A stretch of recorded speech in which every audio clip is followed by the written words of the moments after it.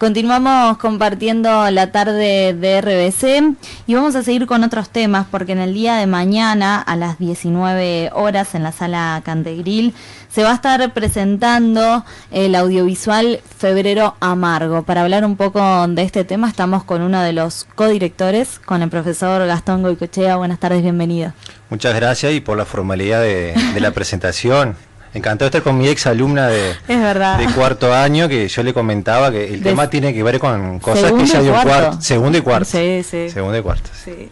Bueno, ¿de qué se trata? Febrero Amargo. Bueno, sí, mira, se trata de un documental histórico que es una realización de Agustín Lorenzo y mía de alguna manera. Que trata sobre el golpe de Estado, ¿no? Que, bueno, generalmente la gente tiene la imagen de que el golpe de Estado fue, bueno, en el 27 de junio del 73, sí, cuando Bordaberry, todavía presidente constitucional, y los mandos de las Fuerzas Armadas disuelven el Parlamento, ¿no? Y la famosa imagen, capaz que vos recordás, que es muy famosa, de Wilson, hablando esa última noche en el Parlamento, ¿no? Y Febrero Amargo cuestiona ese modelo. Mucha gente tiene esa imagen, la historia oficial te habla que el golpe de Estado fue ahí el 27 de junio y se saltea a febrero. Y la película, en base a una investigación que se hizo, en base a publicaciones que no es nada secreto, ¿no? Pero de repente no está tan divulgado porque es una historia que incomoda, si tenemos tiempo te explico por qué incomoda a todos los actores políticos uruguayos, blancos, colorados y frente amplistas. Para nosotros, y la película, el golpe de Estado fue en febrero, cuando Bordaberry, siendo presidente constitucional todavía, ya la guerrilla había sido derrotada, se enfrentan con el avance de las Fuerzas Armadas, que al derrotar a la guerrilla, ahora las Fuerzas Armadas habían adquirido cierto poder político y ahora querían el gobierno, ¿no? Y bueno, en febrero se rebelan contra Bordaberry, no reconoce un ministro que él había nombrado como ministro de Defensa, saca los tanques a la calle, estoy hablando del ejército y de la Fuerza Aérea, toman las estaciones de radio y de televisión y emiten, que después te lo voy a comentar si tenemos tiempo, tiene mucho que ver con esta historia, unos comunicados, los comunicados 4 y 7. La película lo que cuenta, que es un poco, cuestiona esa visión que uno tiene de buenos y malos, de militares golpistas y otros que eran buenos luchando contra la dictadura, es que hubo militares que defendieron la democracia esos días. En este caso fue la Armada, la Marina, ¿no? El componente naval, vamos a decir, de la Fuerza Armada, que esos días el comandante Zorrilla, que es el comandante jefe de la Armada, saca los barcos a la bahía de Montevideo, cierra la Ciudad Vieja con infantes de marina en defensa de la Constitución de la República, ¿no? O sea, Uruguay durante 24 o 48 horas estuvo a punto de una guerra civil entre los militares golpistas del ejército, de la Fuerza Aérea, y los militares constitucionalistas, que esa es una de las partes que yo le voy a comentar a la gente, y la película trata de mostrar de que hubo militares que defendían la democracia. Antes de meternos un poco de lleno en esos temas para ahondar, ¿por qué eligieron realizar? ¿Qué les llamó la atención para realizar este documental? Mira, un poco viene por lo que yo te dije, que uno mira la historia a nivel académico y a nivel popular, ¿no? Y te hablan de eso, que el golpe de Estado fue en junio. Algunos te hablan, no, bueno, ya había una dictadura desde Pacheco, desde el 68, maquillada de constitucionalidad, pero nadie te habla de febrero, donde esta historia termina en febrero, que los militares terminan obligando al presidente a compartir el gobierno con ellos, con los mandos de las Fuerzas Armadas. Si eso no es un golpe de Estado, no sé qué es. Pero es un tema que, como ahora vamos a comentar, incomoda porque todo el sistema político en ese momento no estuvo a la altura de las circunstancias. ¿Por qué incomoda justamente? Y si queremos vamos por partido. Primero porque el presidente de la República en ese momento era Juan María Bordaberry, del Partido Colorado, por más que era una figura que apareció mágicamente a través de Pacheco en el partido, él no pertenecía al Partido Colorado y mucho menos a la tradición ballista. Y bueno, el presidente de la República, te voy contando al final si querés la historia, para que la idea que la gente vea la película, ¿no? Obvio. Es que cuando la Armada se atrinchera en la Ciudad Vieja y Zorrilla, el comandante de la Armada, le dice: presidente, cruce el cerco, venga a la Ciudad Vieja, al comando de la Armada y defendamos las instituciones, Bordaberry decide negociar con los militares y hacer un acuerdo para compartir el gobierno. Y finalmente él, con los militares en junio, hizo las cámaras. Entonces, es algo que incomoda al Partido Colorado por un lado, ¿no? Por más que no es el partido que da el golpe, ¿no? Pero una figura del Partido Colorado. Después tenemos a Wilson, una figura que indudablemente sabemos que fue un ícono que resistió a la dictadura desde el exterior, ¿no? Que después volvió y estuvo preso, ¿no? Y no pudo presentarse a la selección del 84 por los militares y el pacto Club Naval. Sin embargo, Wilson en ese momento va a hablar con el comandante de la Armada, cruza el cerco, va en helicóptero y le dice a Zorrilla, hay que sacar a Bordaberry y convocar elecciones porque él sabía que las ganaba. Y después tenemos el tema del Frente Amplio, pues yo te comentaba los comunicados 4 y 7, que bueno, todos sabemos que la principal víctima de la dictadura, por lo menos a partir de junio del 73, podemos hablar de antes, pero seguro a partir de junio del 73 es el Frente Amplio, en particular quizás el Partido Comunista, ¿no? La gente que más sufrió, ¿no? La dictadura, el terrorismo de Estado. Bueno, en febrero, cuando los militares emiten esos comunicados, los comunicados hablaban de estatizar la banca, hacer una reforma agraria, repartir la tierra, suspender el pago de la deuda externa, un programa que parecía de izquierda, ¿no?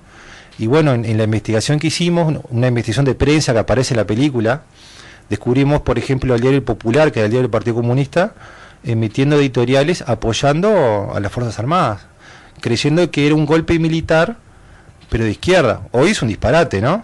Pensar eso, pero en esa época no era disparatado porque había en Perú una dictadura militar, pero que era de izquierda, se hablaba del peruanismo, que acá en Uruguay había un movimiento peruanista que resultó ser un engaño. La dictadura obviamente fue de derecha. Y bueno, en febrero las principales figuras del Frente Amplio y el Partido Comunista emitieron discursos y editoriales apoyando al ejército, ¿no? Entonces como te digo, todo el sistema político tuvo sus muertos en el ropero en febrero, nadie estuvo a la altura de las circunstancias. ¿Es parte de una historia que se oculta entonces? Claro, no es que se oculte porque bueno, hay publicaciones, pero es algo que no se divulga mucho. No se divulga mucho por lo que te digo, viste, que hay casi, eso, ojo, esto es una opinión mía, ¿no? Sí. Hay casi como una historia oficial a nivel académico que te divide el mundo en buenos y malos, y cuando te habla de febrero, entre otras cosas, lo nombra por arribita, porque si no, ¿cómo le explicamos a la gente que en realidad los que sufrimos terrorismo de Estado, al principio capaz que lo apoyábamos, si venía por otro camino, y tenemos los demás partidos que tampoco estuvieron a la altura de las circunstancias? Entonces es como algo que como que se soslaya, se deja medio en el aire, así no se oculta, ¿no? Pero no se divulga por esa incomodidad que genera en todo el sistema político, en la CNT, lo que hoy se pide CNT, que también la famosa huelga general que hacen contra la dictadura en junio, en febrero no se hizo nada, porque también había una expectativa de si el golpe venía por un lado de un peruanismo. Entonces, todos los actores tienen su mancha en febrero, las Fuerzas Armadas, el Ejército, la Fuerza Aérea que dan un golpe, pasa con la Armada, que de repente es la que queda mejor parada en todo esto, ¿no? Pero también hubo una división, hubo una minoría de oficiales que también apoya al Ejército, y eso marcó a la Armada, ¿no?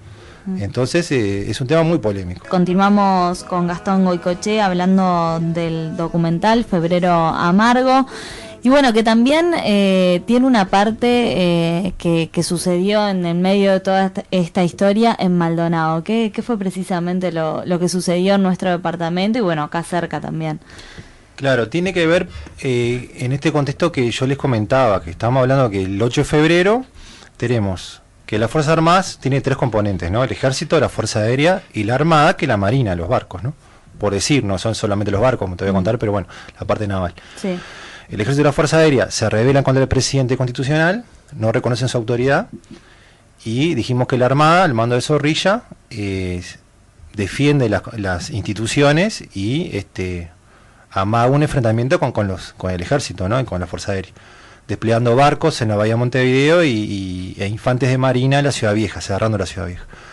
El tema acá es que justamente en Maldonado hay una unidad del Ejército, que es ya sabemos, el Batallón de Ingenieros número 4, y pegado, donde está el aeropuerto, una base de la Armada, de la Marina, que es la base de la naval Capitán Curvelo, que la gente cree que porque son aviones y helicópteros son de la Fuerza Aérea, y no, son aviones y helicópteros de la Armada, de la Marina. Bueno, en esos días de tensión del 8-9 de febrero puede haber un enfrentamiento entre esa unidad al mando del coronel, de esa unidad del Ejército, al mando del coronel Artigas Bianchi, que fue comandante de esa unidad y que vivió en Piriápolis, ¿no? Con la la base de la aviación naval, que también muchos oficiales eran de Piriápolis. De hecho, era muy común que sus hijos fueran al liceo de acá, fueran amigos. Ellos era muy común que se reunieran, de que estuvieran en las reuniones de Rotary. Se conocían todos. Entonces lo que pasó fue que, bueno, esos días Bianchi, el jefe del batallón, va en un jeep con bandera blanca a hablar con los aviadores navales de la base, ¿no? Como para decir, miren que pase lo que pase, acá entre nosotros no va a haber nada. Hicieron como un pacto de caballeros, ¿no? Entre ellos, de que no iba a haber enfrentamiento. ¿Tá? Porque sinceramente, porque eran, más allá del tema obviamente humano, vamos a decir, y profesional, quizás entre camaradas, hasta eran amigos. Claro. Está, realmente, mucha gente. Insisto mucho esto de Piriápolis. En esa época casi todos esos oficiales vivían en Piriápolis. Y sus hijos iban al liceo. Hace un pacto de caballeros. Lo que hace la aviación naval, bueno, obviamente acuerdan ese pacto tácito y saca unos aviones de guerra, S-2 Tracker de guerra antisubmarina, cargados con bombas y misiles. ¿Por qué? Porque se esperaba un ataque a la base de la Fuerza Aérea. Y la idea de esos aviones no era poder defender la base de un ataque a la Fuerza Aérea, era sacarlos para que no lo destruyeran en tierra. Cuando recibe una comunicación de que un avión tenía que ir a Rocha.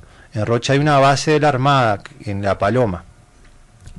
Y había noticias de que una columna del batallón de infantería 12 de Rocha, del ejército, iba hacia La Paloma, en esos momentos de tensión, para que veas cómo había un clima de guerra, sí, que puede haber una guerra entre las fuerzas golpistas y constitucionalistas.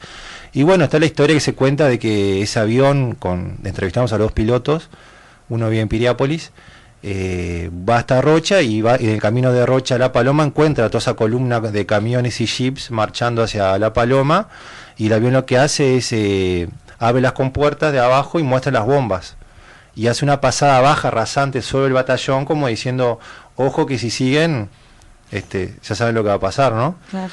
Y cuando la columna ve ese avión, está la anécdota de que bueno, los soldados abandonaron los vehículos, casi que se ocultaron en las cunetas, se detuvo el avance, el avión hizo dos pasadas tan bajas que incluso se cuenta que el copiloto saludó al comandante del batallón porque lo vio de tan cerca en el vehículo de comando, y luego de dos pasadas la columna, como te decía, se detuvo y volvió a Rocha, ¿no? Y a las pocas horas ese mismo avión recibió otra orden, que era un helicóptero con armamento, desde la base tenía que ir a Montevideo. Y el tema era que sobre Piriápolis había un cerco teórico de la Fuerza Aérea, de aviones caza, ¿no? que podían derribarlo. Y bueno, la historia cuenta brevemente de cómo ese avión hizo una serie de maniobras para distraer los cazas de la Fuerza Aérea para que ese helicóptero armado fuera hasta Montevideo, ¿no? Simplemente son historias que tratan de reflejar, como otras que se cuentan de lo que pasó en Montevideo, más que nada en la Ciudad Vieja, esos días de que si ahí no hubiese tirado, ¿qué hubiese pasado en Uruguay, no? Claro, claro. ¿Dónde fue filmado el documental?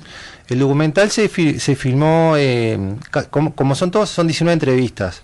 La mayoría se filmó en Montevideo, pues se entrevistaron a figuras políticas y académicas más o menos de nivel nacional, no sé, el doctor Sanguinetti, Pablo Mieres, varios académicos como, te estoy diciendo al azar, ¿no? Pero Gerardo Caetano, Carlos De Masi, varios también líderes sindicales y gente que estuvo en ese momento en el Partido Comunista para también ver su visión de esos hechos, incluso líderes sindicales que también cuentan que no todos apoyaron los comunicados 4 y 7, que hubo sectores de la izquierda que vieron que esto era un engaño, ¿no?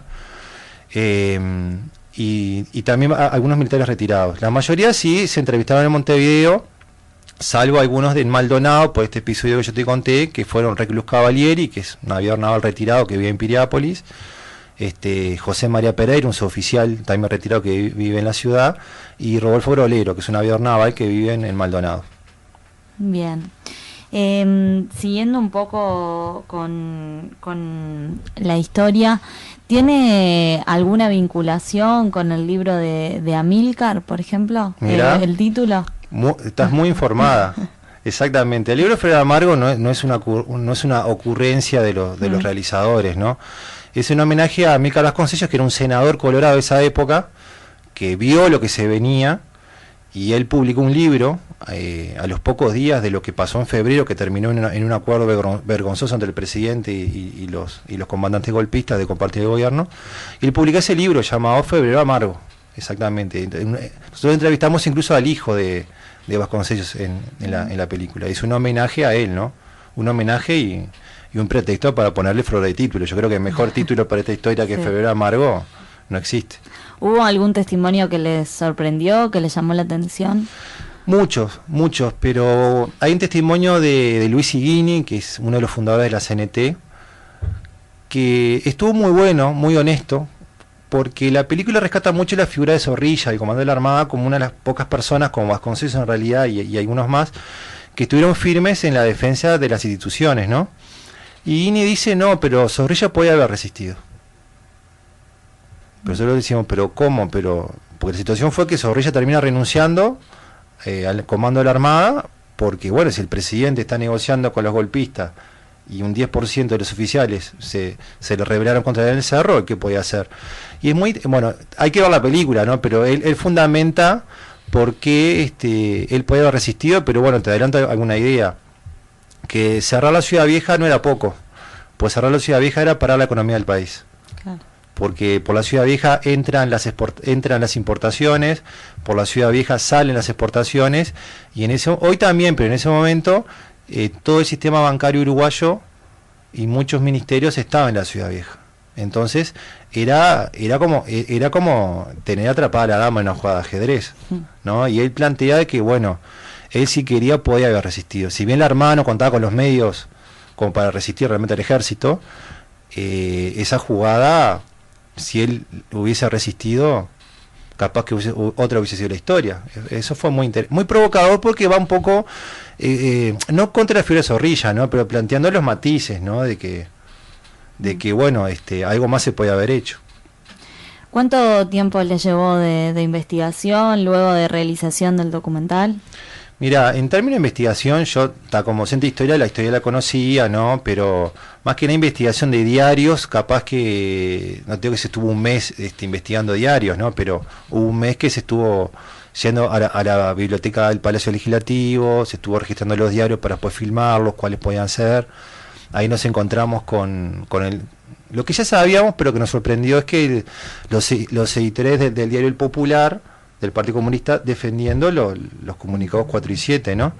Que ahí está la historia de que nos contaron que en papel esos diarios están todos en la biblioteca del Palacio, excepto los diarios del 8 y del 9 de febrero. Lo que no se habían dado cuenta es que esos diarios estaban microfilmados, que fue lo que encontramos. Y bueno, después estuvo unos 2 meses haciendo trabajo de entrevistas, ¿no? Y bueno, en diciembre se hizo la parte de la edición y del montaje. En lo personal, ¿qué te dejó este documental? ¿Cambió en algo el conocimiento o la mirada de la historia?